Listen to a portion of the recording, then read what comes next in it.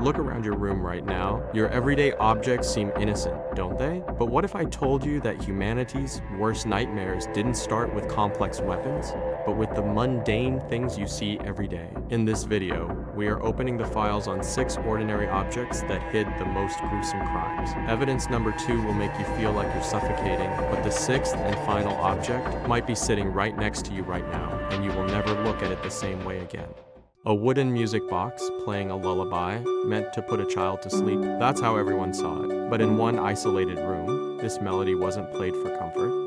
It had a demonic purpose. An obsessed serial killer played this exact melody at maximum volume, not to enjoy the tune, but to completely drown out the screams of his victims as they took their last breaths in his basement. This box didn't play music. It conducted a symphony of death, a rusty padlock. You'd normally use it to secure a bicycle or an abandoned shed. But this specific French padlock wasn't meant to guard property. It was used to imprison Blanche Monnier, a young woman from an aristocratic family, locked behind this exact padlock for 25 entire years, simply because she loved a man her mother despised. A quarter of a century in a pitch-black room, living among her own waste and rotting food. This tiny lock was the warden that stole a human life until she was nothing but a breathing skeleton. In the 80s, this camera captured happy birthdays and family road trips. But when detectives forced open the drawer of a serial killer and found this device, there were no happy memories inside. The photos they developed were a sequential, calculated documentation of his victims' final moments. He photographed them as they lost consciousness, keeping the pictures as sick trophies to stare at every single night. The flash of this camera was the absolute last light those victims ever saw, used to store water or agricultural supplies. But the stench coming from this barrel wasn't stagnant water. It was a chemical odor that burned the lungs of the investigators.